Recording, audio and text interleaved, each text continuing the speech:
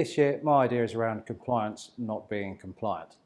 The UK's Institute of Directors recently published a report called the Good Governance Report. The preface of this reminds us of the Companies Act 2006. This obliges executives to act in a way that promotes the success of the company for the benefit of shareholders as a whole with regard to long-term impact of their decisions. The report makes the point that whilst effective governance is a prerequisite to this, good governance is not achieved through box-ticking compliance.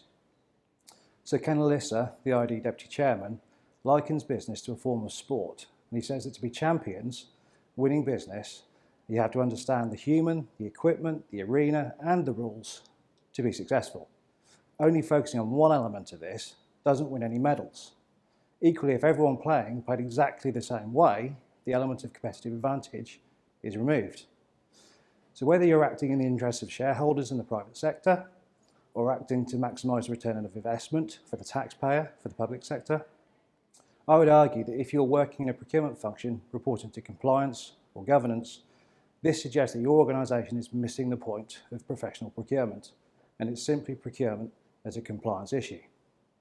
It's important that we remind our executives that modern procurement is so much more than this, and that simply measuring success on metrics related to compliance issues alone is not itself compliant. Tick boxing does not tick the box. Clearly, there are a wide variety of really important issues that we need to be considered, and this list is ever increasing.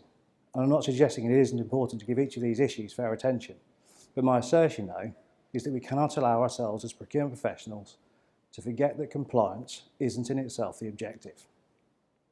As a profession, of course we need to champion best practice, continually raise compliance bar, address all socio-economic issues, but not at the expense of delivering outcomes, not at the expense of delaying our organisations achieving their goals. Compliance should assist determining the methods we use and the details that we check, but should not be the measure of value. Compliance in itself is not compliant. Tick boxing does not tick a box, and sometimes it's okay not to get 3 quotes. Running a great procurement process itself doesn't deliver any value. Value is delivered by the performance of the resultant contracts.